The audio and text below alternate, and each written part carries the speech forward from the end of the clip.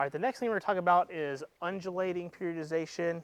And this is going to be a little bit like block, but the key thing is that this can happen either from a weekly, a monthly perspective of how we're doing stuff, and it can even go from session to session, quite frankly. So the key thing here, if we look over a long period of time, let's say this is like we'll use a week for example here for our example.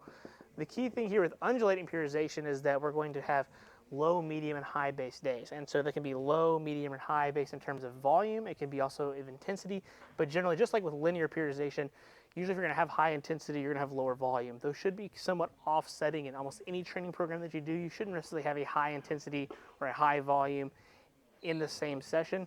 That's going to be a recipe for disaster in terms of not only recovery, but also just doing too much workload in general. So if we look at, let's say, a week, for example, so we'll just take a normal 5-day-a-week training perspective, then we can make sure that we can undulate our days of every single training day. So let's just say that we're doing different movements here, but we're going to look at volume first. So let's say Monday is going to be a higher volume-based day, Tuesday is going to be a lower, Wednesday might be a medium, Thursday might be a lower, and then we might go to another higher volume-based day.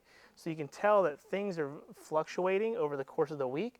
So when our volume is high, that means our intensity is low.